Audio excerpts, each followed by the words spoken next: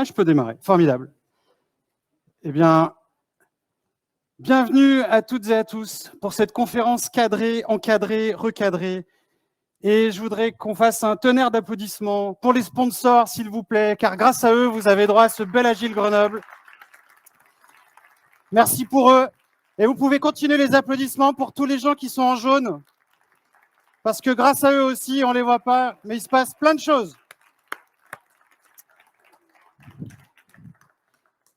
Ah, ça fait du bien. Et je voudrais dédier cette conférence tout particulièrement pour deux personnes que je vois dans cette salle, des amis et confrères qui m'ont inspiré, Damien Roquel et Simon Jaillet, qui m'ont, à un moment donné, lorsque je les ai rencontrés et qu'on ne se connaissait pas forcément, ça a fait bifurquer des choses.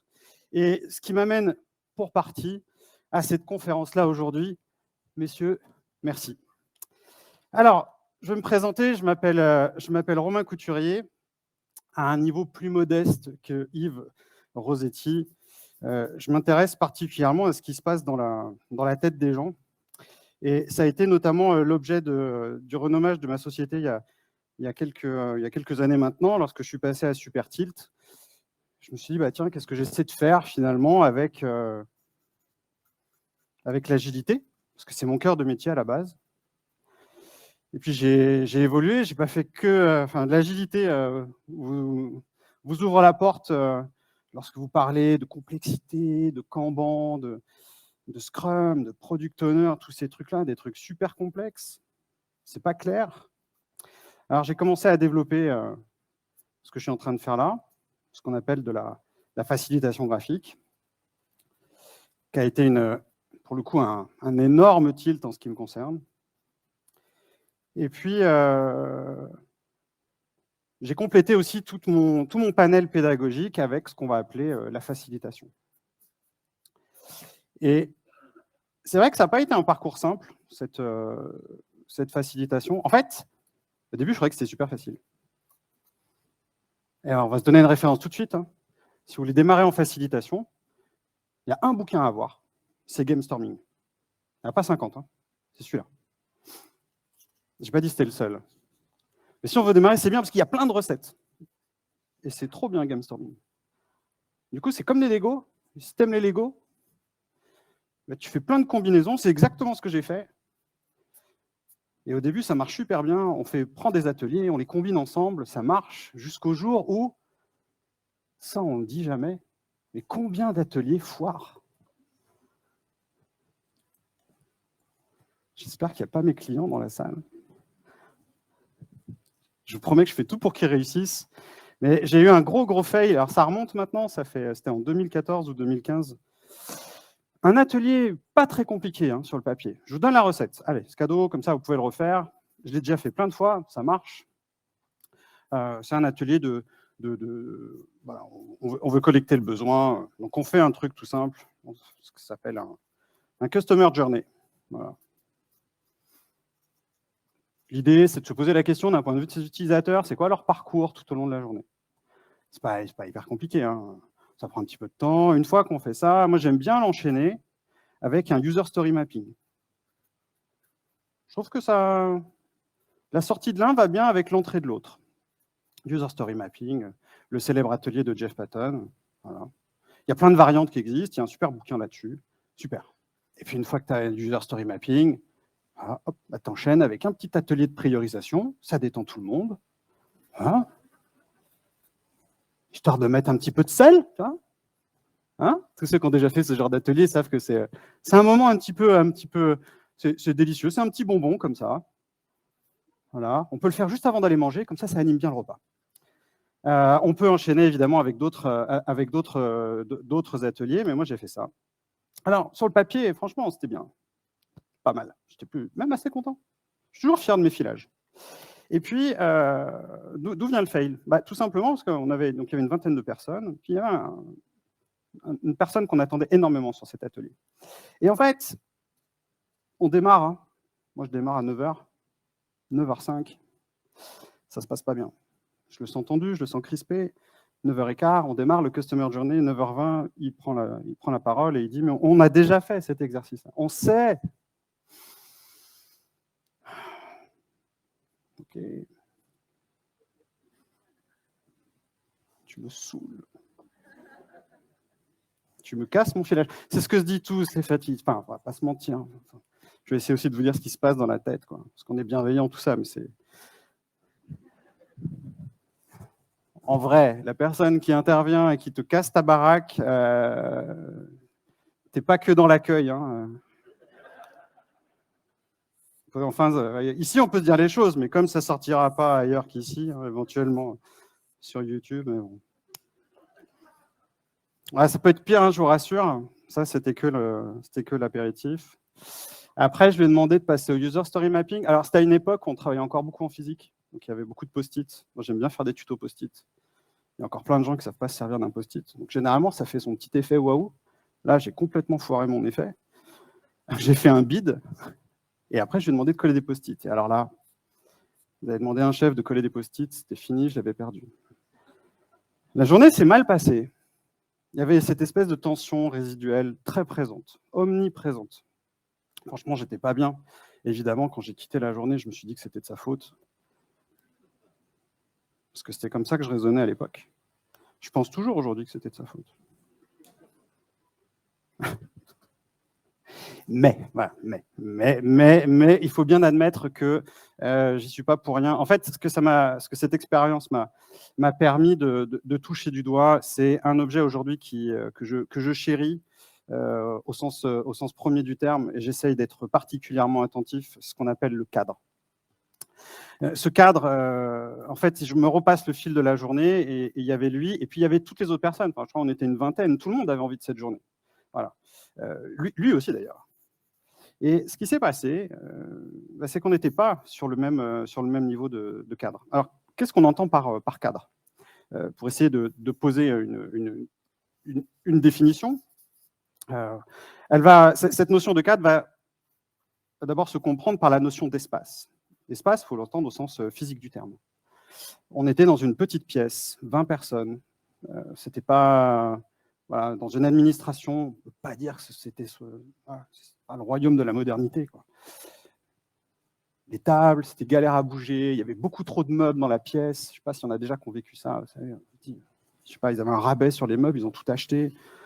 Pourquoi il y a autant de meubles? Personne ne s'en sert, c'est gênant, on n'arrive pas à passer. Et puis cette personne, elle s'est retrouvée dans le même espace avec des personnes avec lesquelles elle n'était jamais dans le même espace. Je ne suis pas sûr, je peux même dire que je suis à peu près certain que l'intention de la journée n'était pas claire pour elle. Elle était claire pour toutes les autres, mais je ne suis pas certain que dans mon cadre, j'ai bien rappelé l'intention. Je ne suis pas certain non plus que cette personne avait envie d'interagir. Dans un cadre, on va interagir. Personne, directeur, je ne sais pas si elle avait envie de travailler avec des opérationnels. Je pense même que non. Après, autant à l'époque, je me suis dit que c'était n'importe quoi, autant aujourd'hui, je suis beaucoup plus respectueux de sa position. Je pense avoir évolué sur la question. Et si c'était à refaire, clairement, je changerais à peu près tout. Et puis, il y a la question du temps qui se pose dans un cadre. Ce temps, c'est quoi? Dans l'occurrence, sur l'expérience que je vous partage, on parle d'une journée. Une journée pour travailler ensemble. C'est énorme dans le cadre de cette personne. Donc, finalement, au-delà de l'histoire qui s'est passée, tout ça était anticipable, tout ça était prévisible.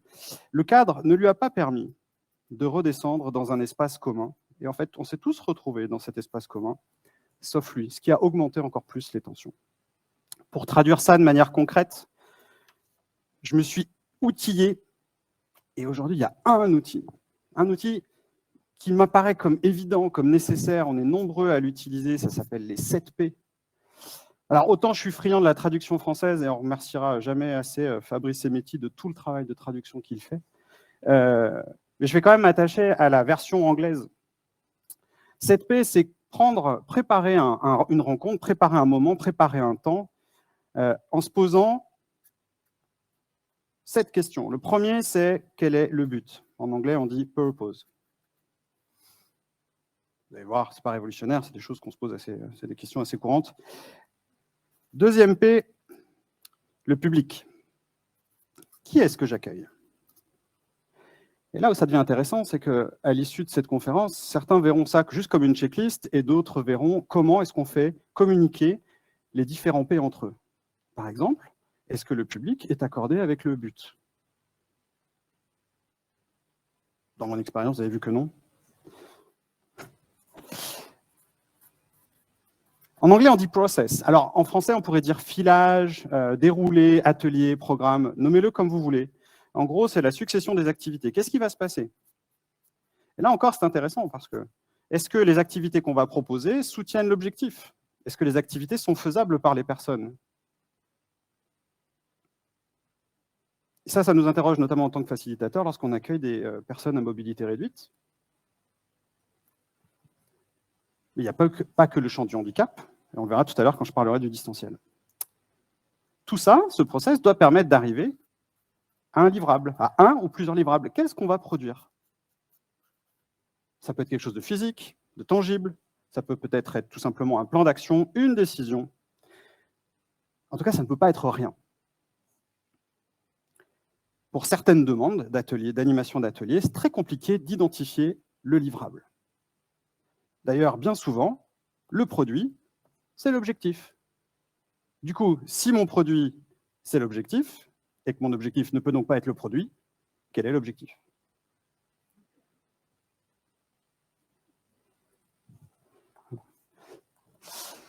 Merci, ça me touche. Si donc un jour vous avez affaire à des facilitateurs qui vous posent plein de questions, tout est normal. Ils sont sans doute en train d'utiliser ce prisme. Et c'est pas fini, hein. Il y en a 7. Il y en a 7. En anglais, on dit pitfalls, les pièges. Qu'est-ce qui peut se passer de pire, qui va tout faire foirer? Comment on peut écrouler toute la dynamique? Alors là, vous pouvez faire des ateliers de brainstorming complets, que vous organiserez en 7P évidemment, puisque le 7P est récursif, pour identifier tout ce qui peut foirer. Ça prendra en compte à la fois les personnes présentes, le processus, le matériel dont vous allez avoir besoin. Ça, le matériel dont on va avoir besoin, on va se poser la question, notamment dans la phase de préparation. En préparation, il y a plein de choses. Le matériel, je viens de le dire, mais pas que. Il y a tout un champ complètement oublié, en tout cas comment dire, personne s'en charge. Ou alors on fait ça un peu à la va-vite en Outlook, parce qu'aujourd'hui c'est automatisé. C'est le champ de l'invitation. Soignons nos invitations. Il faut que les gens aient envie. Quand on est invité à un mariage, un anniversaire, on reçoit une invitation, on a envie de venir, parce qu'on sait que les gens, on est considéré. Si on envoie juste un save the date, pas sûr qu'on ait le même impact. Ça veut dire que l'expérience démarrera dès la préparation. Et aujourd'hui, on peut faire des choses formidables avec un smartphone. On prend une vidéo, on tourne, on l'envoie, on bricole ça dans n'importe quelle application et on envoie ça. Et ça soigne l'invitation. Soignons nos invitations. Ça prend du temps. Hein. Et qui doit la faire? Faut peut-être se poser la question dans le public. Il y aura également, en anglais, on parle de prerequisites. Vous excuserez mon accent. Les prérequisites, c'est toute la checklist qu'il va falloir qu'on vérifie. Est-ce qu'il y a de l'électricité? Est-ce que les gens vont pouvoir charger leur smartphone? Est-ce qu'il y a du Wi-Fi? Est-ce qu'il y a des toilettes? Elles sont où les toilettes? Elles sont loin? Est-ce qu'il y a des fumeurs dans le public? Dans le public qu'on invite. Et alors, petite dédicace à tous les fumeurs, parce qu'il n'y a pas plus relou qu'un fumeur. Savoir que le fumeur, la pause, c'est pas 10 minutes. 10 minutes, c'est à peu près le temps pour fumer la cigarette. Il y a du temps avant et il y a du temps après. Évidemment, jamais j'aurais prononcé cette phrase de cette manière quand c'était moi qui fumais.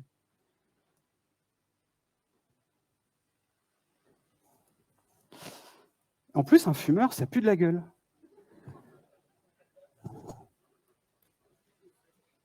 Alors en distanciel, on le voit moins. C'est particulièrement désagréable pour les non-fumeurs d'avoir quelqu'un qui sent la clope quand il rentre. Voilà. C'est cadeau, je vous le pose là-dessus. Et je m'excuse auprès de toutes les personnes que j'ai pu déranger toutes les années où j'ai fumé. Voilà. Mais je vous embrasse quand même. J'ai rien contre vous. J'en ai rajouté un 8e, et ce sera ma contribution. Aujourd'hui, je n'utilise plus les 7P, j'utilise les 8P, parce qu'il n'y en a pas assez. J'ai rajouté PAST. Et si je l'ai rajouté, ce n'est pas juste pour faire mon malin, c'est juste parce que je me suis rendu compte qu'en fonction de l'expérience des personnes, eh bien, ça va changer considérablement le cadre que je vais pouvoir offrir, que je vais pouvoir proposer. On peut le combiner. Ça, alors, il faudrait l'utiliser tout le temps, mais vous pourriez vous dire, mais il n'a absolument pas utilisé son 7P sur cette conférence. Et vous auriez absolument raison. Si je l'avais fait correctement, j'aurais dit quoi? Que mon intention, c'est de vraiment de vous donner les clés de ce qu'est la facilitation, quel que soit votre rôle, manager, animateur de réseau, chef de projet, directeur, PDG, Scrum Master, Product Owner, équipier, n'importe qui. J'en oublie forcément. Que j'accueille tout le monde. Que le processus, ça va être assez simple. Voilà. Je vais vous faire une conférence, c'est une modalité assez descendante. Il y aura quand même une phase de questions-réponses à la fin. Le produit, ça dépendra. Il y aura peut-être une idée. Je sais que je vais donner mes slides à une personne qui les a déjà réservés. Le risque, clairement, je flippe quand j'arrive avec ma caméra, qui n'est pas de câble HDMI, qui n'est pas d'électricité, qui n'est pas de lumière, que j'ai des ombres. En prérequis, j'ai envoyé un mail hier à l'arrache aux orgas. Et ils ont été super, enfin, hier, avant-hier, pardon. En préparation, il y a tout ce qu'on voit là, mes fiches pour réviser.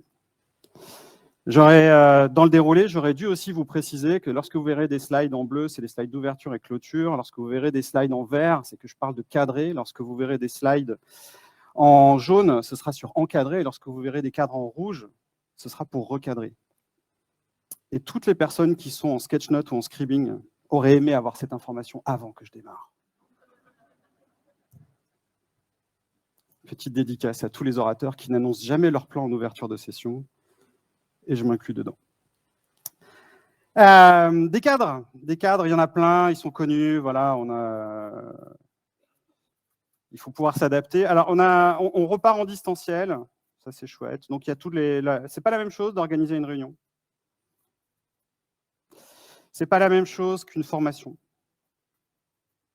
en termes de cadre. On va pas forcément se poser les questions de la même manière. C'est pas la même chose si on fait un atelier. C'est pas la même chose non plus si on fait des séminaires. Et ça a évidemment rajouté un petit peu de complexité avec la période qu'on a connue, puisqu'avec l'essor du distanciel, eh bien, ça a complexifié les cadres, on l'a tous observé. Mais on peut faire pire, puisque aujourd'hui on fait aussi de l'hybride. Voilà. Donc en 2 ans, on est passé d'un truc plutôt présentiel à présentiel, distanciel et hybride. C'est-à-dire que les cadres se sont élargis, et ce sont des choses qu'il va falloir prendre en compte. Lorsqu'on ouvre un cadre, on le sait aujourd'hui, il y a un certain nombre de questions qui doivent être adressées, surtout sur ces espaces-là. Donc, lors de l'ouverture, il est souvent bon de s'assurer qu'on sait répondre et on répond de manière explicite à 4 questions. Pourquoi on est là? En 2 mots. C'est-à-dire pour quelle intention, pour quelle raison? Vous aurez noté que je n'étais pas forcément le meilleur élève. Qui est présent? Je développerai ça tout à l'heure. Qu'est-ce qu'on va faire? Donc là, c'est la question du programme. Est-ce qu'on connaît le déroulé?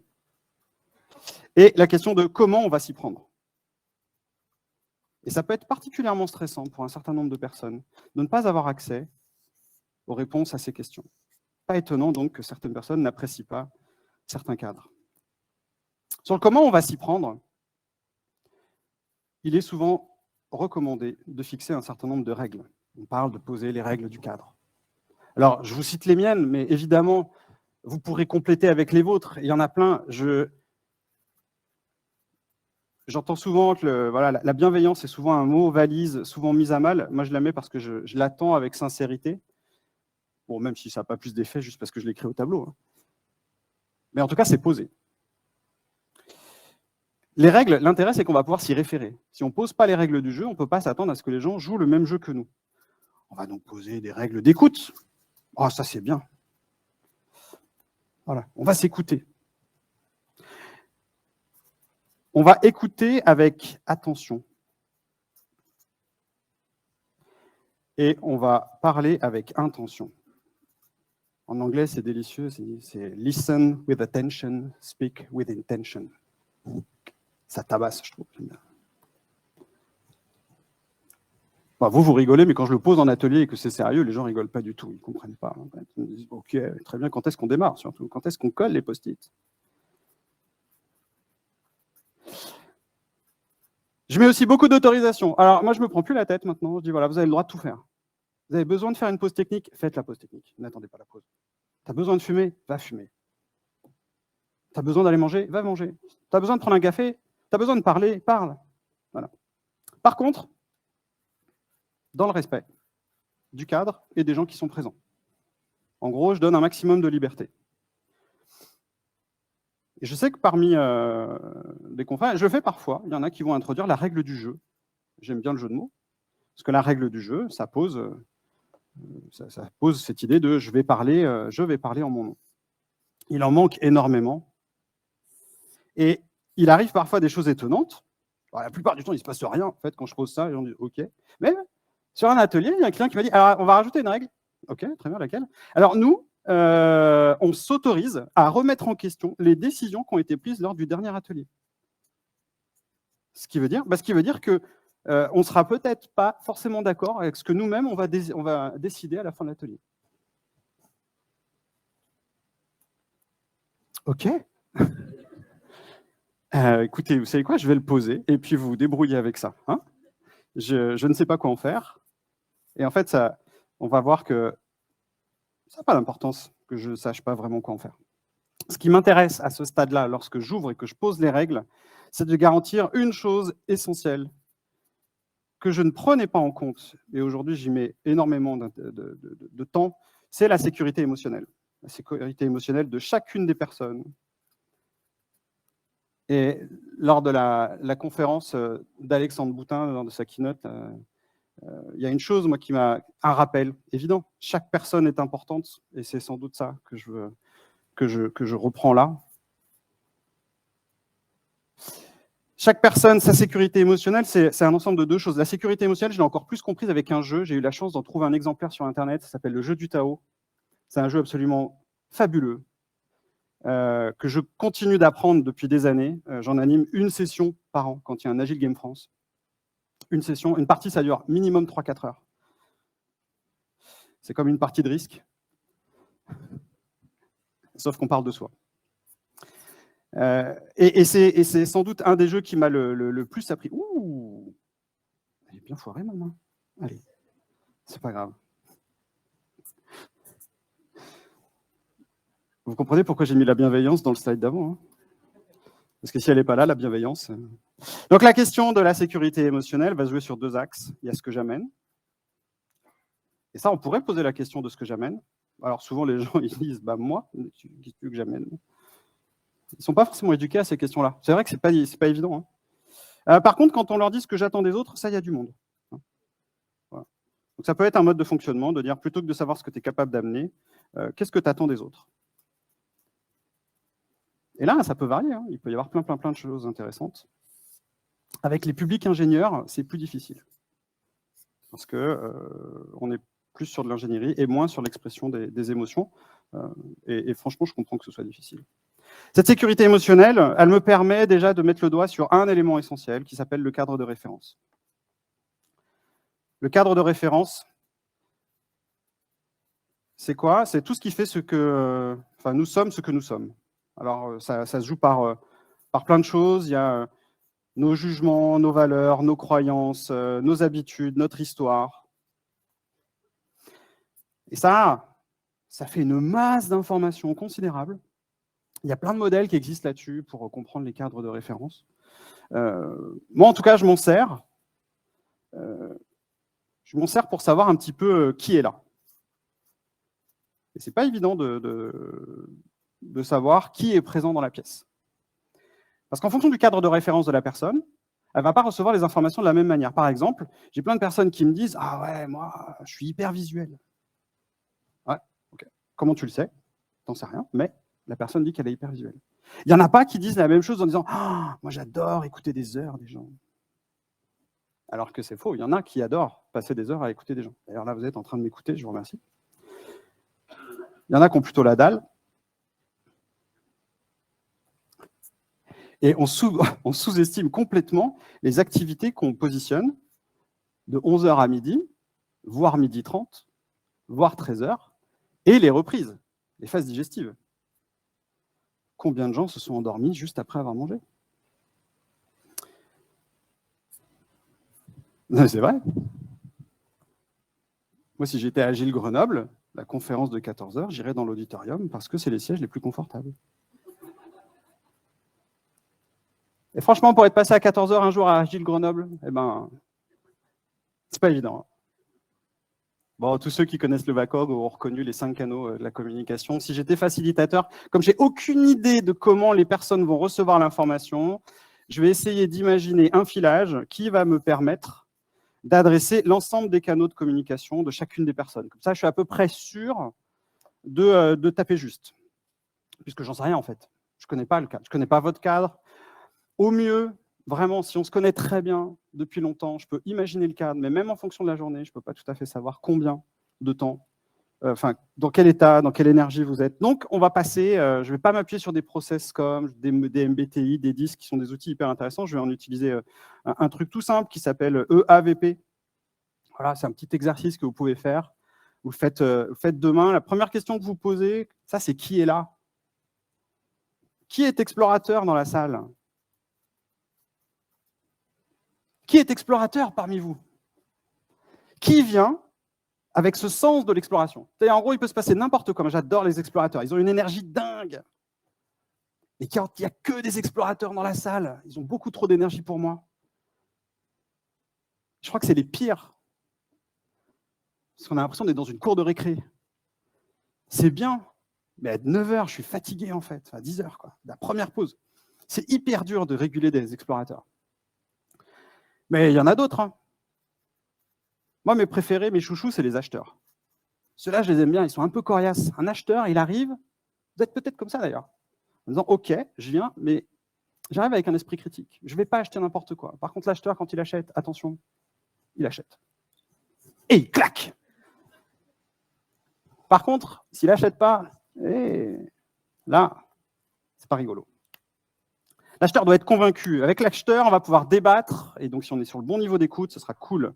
Après, ah non, pourquoi j'ai mis V, pardon. C'était T.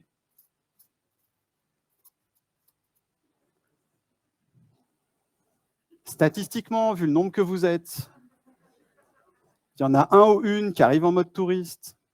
Alors, le touriste, il se repère facile. Hein. Alors, c'est plus le smartphone maintenant. Ça, c'était avant. Avant, c'est pas parce qu'une personne a un smartphone qu'elle est touriste. Bon, ça joue en votre défaveur, mais c'est pas l'indice. Le touriste, il est pas chiant, le touriste. Le touriste, il est là, il est cool. D'ailleurs, sur un malentendu, il peut participer, le touriste.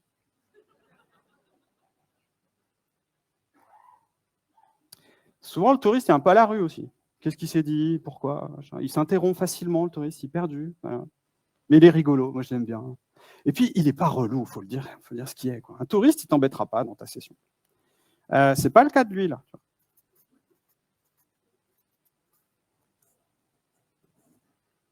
Là, c'est compliqué. Tu as choisi ta place au milieu de l'auditorium et tu dis, la conf, elle ne me plaît plus, je ne peux pas partir. Pourtant, ce n'est pas l'envie qui t'en manque. Hein. Non, en vrai, tu ne peux pas partir. Tu es prisonnier. Tu ne partiras pas. Tu en as déjà vu des gens qui se barrent?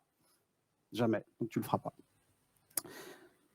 Donc, tu es donc prisonnier de ton cadre. Et quand tu es prisonnier de ton cadre, c'est dur. Ces gens-là arrivent parfois avec une forme de colère. Mais attention, ce n'est pas un état qu'on a qu'au début. On peut l'avoir au début, au milieu, à la fin. D'ailleurs, on peut rendre des explorateurs prisonniers. C'est très facile. Hein. On leur propose un bon cadre bien pourrave. C'est facile. Combien de séminaires ont été déceptifs pour les gens? On n'en parle pas, ça non plus. Pourtant, ça existe. Comment on garde l'énergie? Un prisonnier, il peut aussi passer acheteur. Ce n'est pas impossible. En fait, ce n'est pas immuable. Il faut juste bien penser son cadre.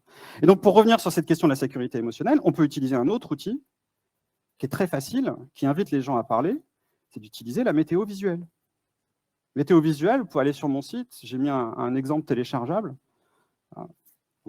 Quelle est votre météo aujourd'hui? Là, maintenant, est-ce que c'est grand beau dans votre cerveau, dans votre tête, parce que vous êtes content d'être là, parce que c'est trop bien, Agile Grenoble?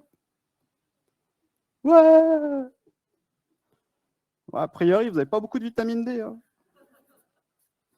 Ouais, c'est vrai que ce matin, c'était un peu couvert. Alors, météo, c'est une métaphore, hein, on s'entend. Parce que des fois, je propose la météo visuelle et les gens ils disent bah, il fait beau. Ouais. Et tu comprends la notion de cadre de référence à ce moment-là. On n'a pas le même cadre. Tu prends la chose au sens littéral, c'est bien, mais on n'est pas dans un événement Evelyne Delia. C'est pas l'idée. C'est pas l'idée. Moi, ce qui m'intéresse, ça va être de détecter et de déverrouiller tout de suite les choses. Il y a des gens qui peuvent arriver, ça va pas bien. Ça va pas bien, ils ont mal dormi. Les vendredis, c'est pas simple, hein, les ateliers le vendredi, parce qu'il se passe des choses maintenant les jeudis soirs dans les organisations. Et quand tu fais un atelier le vendredi, je me prépare toujours à ce qu'il y en ait un ou deux qui dorment au démarrage. Il va pas bien parce que, voilà, il faut que le taux d'alcool il descende, quoi.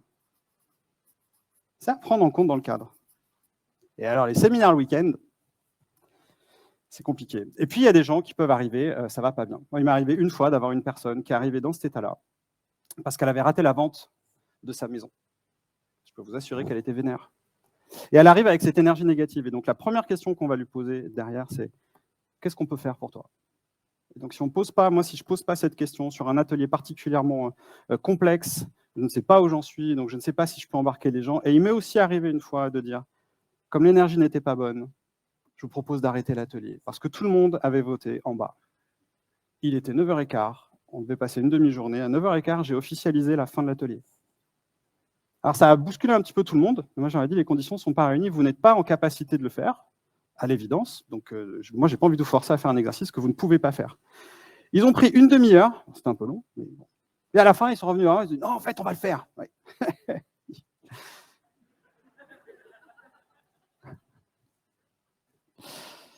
OK. Alors, en même temps, je ne peux pas dire non à mes clients.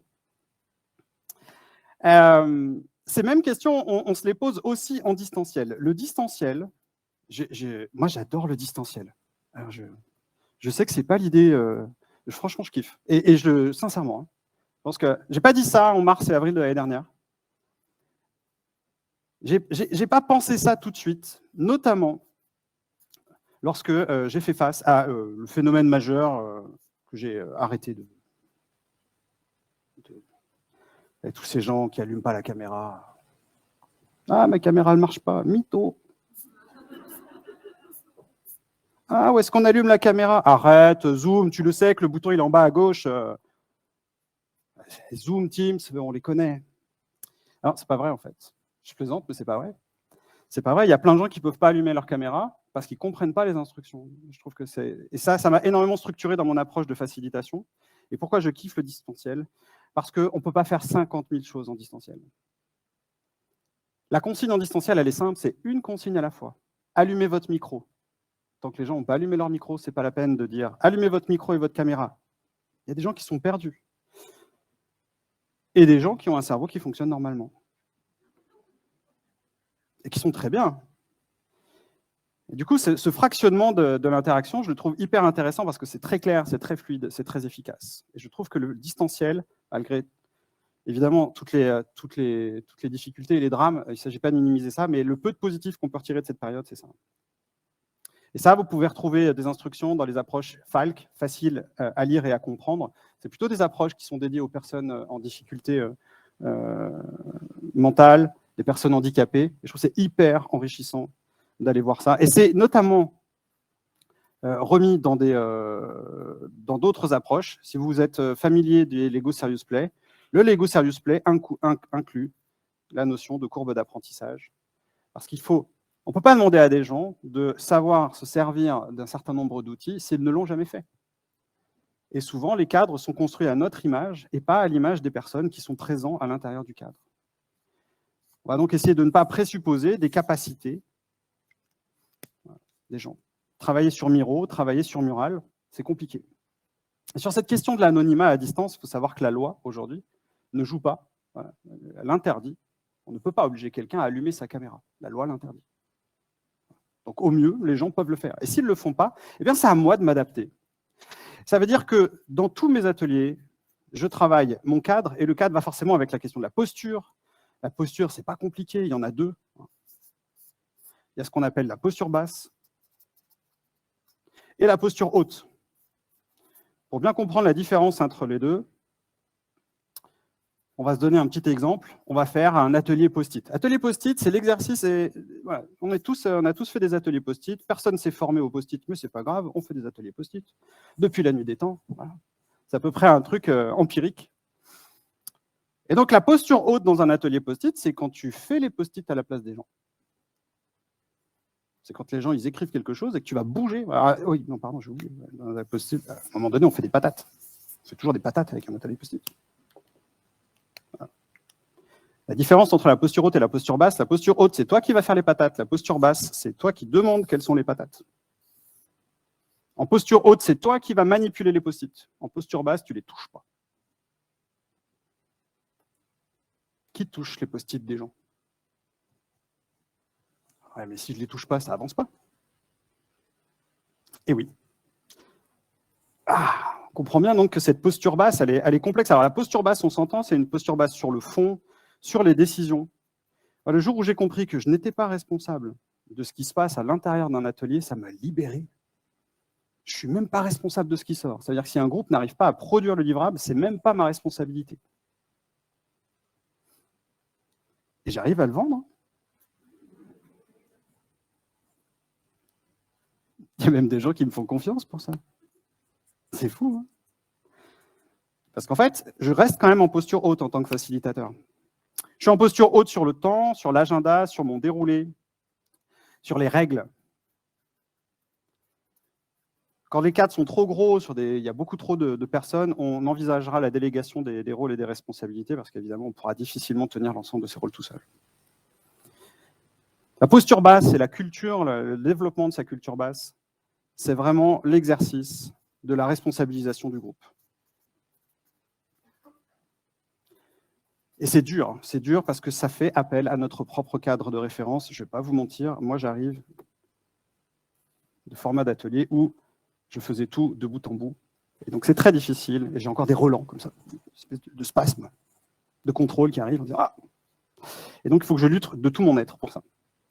Si vous aussi vous êtes comme ça, ne prenez pas la position tout de suite. Si c'est trop compliqué, il y a des formats qui sont hyper bien adaptés. Moi, je les appelle des autocadres. C'est des cadres qui sont tout prêts, tout beaux. Il n'y a rien à faire, franchement. Faites un fishbowl, un bocal à poisson. C'est trop bien. Il n'y a rien à faire. Il faut juste expliquer la règle. La règle, elle est simple. Il y a une chaise libre au milieu. Si vous voulez parler, vous venez au centre. Si vous êtes à l'extérieur, vous ne parlez pas. C'est tout. Si vous n'avez jamais vécu un fishbowl, vraiment, renseignez-vous et demandez à en organiser un. Évidemment, le format World Café. Les AutoCAD, c'est des formats autoportants, en fait. Il n'y a rien à réguler. Ça s'auto-régule. Le process, le cadre, il est tellement bien construit. On a juste à mettre une pièce dans la machine et ça y va tout seul. Et un format, pareil, absolument merveilleux, le forum ouvert. Là, on touche la perfection. Il y en a même qui sont allés plus loin, notamment dans un événement qu'on appelle Agile Game France, où c'est l'expression du forum ouvert sans règles. C'est encore plus difficile, c'est-à-dire que dans un forum ouvert, vous avez quand même un programme. Dans ce genre d'événement, eh bien, il n'y a même pas de programme. C'est-à-dire qu'on est sur des règles où il se passe ce qu'il se passe. Les gens qui sont là sont forcément les bonnes personnes. C'est très déstabilisant. Et c'est toujours très étonnant de voir que quand on propose ces formats-là, donc des formats qui sont très permissifs, très ouverts, très libres, où l'autorisation est donnée, de voir à quel point on met en difficulté les personnes. Moi, ce qui m'interroge sur notre capacité à profiter de notre liberté à titre individuel, mais est-ce qu'on est capable de l'exprimer au sein du collectif? La plupart du temps, non. Bizarre. On a des cadres ouverts qui, finalement, ne permettent pas aux gens de s'exprimer pleinement, notamment lorsque c'est la première expérience. Voilà. Moi, mon premier forum ouvert, c'était le chaos dans ma tête. Je ne comprenais pas ce qui se passait. Il y a trop de signaux. Et si vous êtes hypersensible, c'est encore pire. Parce que là, ça part dans tous les sens.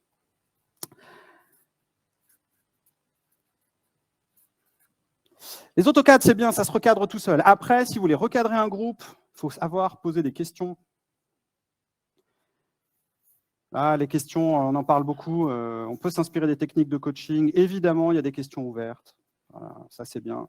Les questions ouvertes, attention, pas poser trop de questions ouvertes vers la fin d'un atelier. Il est 17h, moins 5, on est à 2 doigts de clôturer, on est presque bon. Qu'est-ce que vous pensez de la journée? Et pourquoi c'est moi qui l'ai posé la question? J'ai mon train dans une demi-heure, c'est mort.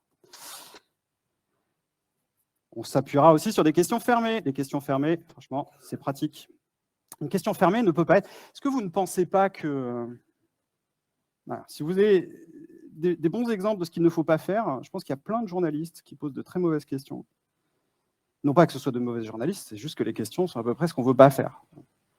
Donc on va éviter les questions orientées. Ce qui pose, comment est-ce qu'on pose des questions? L'idée, c'est vraiment de ne pas présupposer de la réponse, ce qui évidemment est délicat, parce qu'on ne peut pas renier non plus nos propres avis. Donc on va essayer d'avoir des questions sincères, des questions qu'on va laisser libres. Voilà, si par exemple, alors, est-ce que vous allez passer à l'agilité? Dis-je après 2 jours de formation agile. Quand les gens vous répondent que je pense qu'on n'est pas prêt. Tu le sens, ton cadre de référence à ce moment-là. Il est mis à rude épreuve, il est vraiment en limite. Alors, on peut poser d'autres questions, hein, des questions pour analyser, hein, pour essayer de comprendre. Moi, j'aime bien j'aime bien m'amuser. Des questions sur des soupçons. Je vais mettre plein de soupçons. Je vais douter. Je vais faire douter les gens. Évidemment, si les gens ne sont pas préparés à ça, des fois, ils me disent, mais on se retrouve un peu dans une séance de psy avec des... Ou je vais aimer aussi, si j'ai des acheteurs, je vais beaucoup utiliser la contre-argumentation. L'idée, c'est de nourrir le débat, si les gens n'y arrivent pas. Et je vais pouvoir aussi poser des questions de feedback. Voilà. Par exemple, Michel, qu'est-ce que tu penses de ce qu'a dit Lali? Voilà. Alors, attention, on ne le fait pas avec n'importe quoi, avec n'importe qui. Évidemment, j'ai pris des précautions avant. Et je ne suis pas en train de vous dire que tout se passe sans problème. C'est faux. Généralement, la plupart des ateliers se passent globalement bien. Et parfois, lorsqu'on doit recadrer un atelier, on va arriver aux limites. Et je ne pouvais pas dérouler cette session sans parler des cadres, des limites de cadre, qu'on va pouvoir appeler aussi des tensions.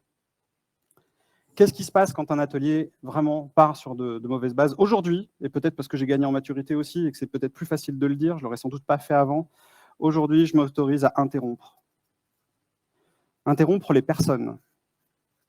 Je l'ai encore fait pas plus tard qu'il y a 2 jours. Je me suis permis d'interrompre une personne. Pourquoi? Parce que ce n'était pas la règle que j'avais énoncée. Plus difficile, c'est d'avoir la bonne posture, le bon ton également pour que la personne ne se sente pas agressée. Et donc, ce qui présuppose de connaître les règles. Parfois aussi, je profite de cette interruption pour rappeler les règles. On a défini ces règles-là. Est-ce qu'elles sont toujours bonnes? En théorie, elle était bien la règle, mais en pratique, c'est plus difficile à exercer. Et ce qui, parfois, m'amène à renégocier les règles. Et ça, c'est une discussion qu'on avait avec des confrères. Est-ce qu'on a le droit de renégocier les règles? Est-ce qu'on a le droit de dire qu'à un moment donné dans le cadre, on n'est plus en phase avec les règles?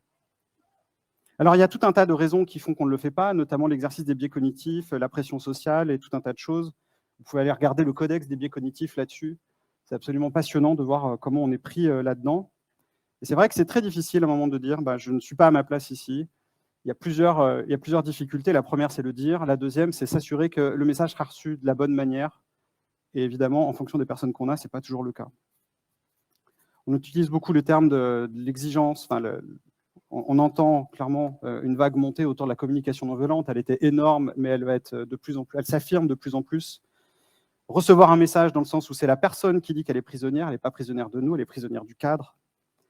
On a le droit de s'autoriser des pauses, clairement. Faisons des pauses. Si le cadre n'est pas adapté, il faut dire stop. Enfin, on peut dire stop. On a le droit. Et c'est peut-être notre responsabilité en tant que facilitateur. Prévoyons également des plans B, des plans C, des plans D.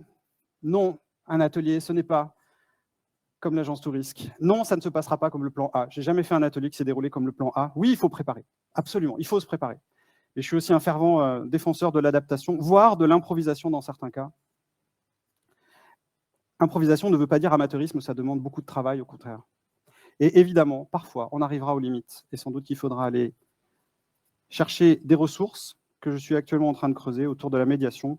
Et pour ça, je m'inspire des travaux de Christopher Moore, où là, on a besoin de protocoles beaucoup plus précis, beaucoup plus pointus, beaucoup plus professionnels, voire thérapeutiques dans certains cas. Recadrer, cadrer, encadrer, recadrer.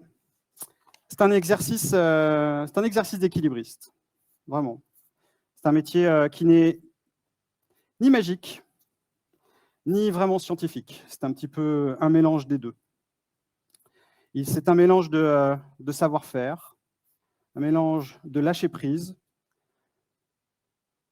C'est un art qui s'affine avec le temps, qu'il faut exercer. Je regrette parfois un petit peu la candeur que j'avais lorsque j'ai démarré, où je m'autorisais des choses complètement dingues. Aujourd'hui, la raison m'empêche d'utiliser des choses. C'est tellement dommage, mais c'est pas très grave. Je continue à m'exercer, et c'est vrai que quand on termine un cadre, on aime bien demander toujours l'exercice du feedback sur le cadre. Alors, si vous souhaitez donner un feedback, il y a plusieurs manières sur cette conférence. Je vous en propose une. C'est ce qu'on appelle le Net Promoter Score. Un outil qui est beaucoup connu notamment pour les évaluations de satisfaction utilisateur.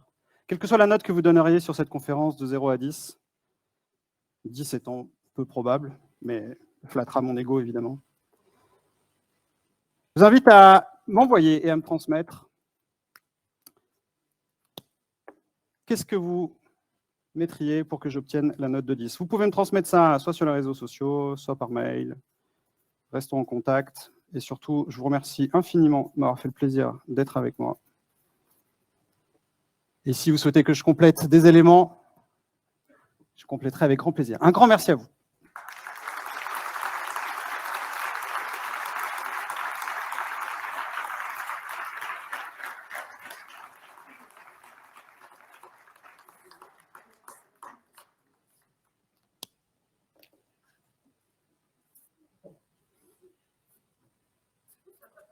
Merci Romain. Et si vous avez des questions, je vous invite à venir voir Romain, soit à la fin de la conf là, qui se termine, soit dans le hall. Toute la journée, tu es là? Je suis là toute la journée jusqu'au milieu de l'après-midi. Ouais. Bah, à peu près. Du coup, voilà, n'hésitez pas, si vous avez quelques questions, profitez-en pour les poser tout de suite peut-être. Mais je vais vous libérer parce que c'est l'heure de la pause déjeuner officiellement. Donc ceux qui veulent rester, restez. Sinon les autres, vous pouvez vaquer à vos occupations. Merci beaucoup Romain.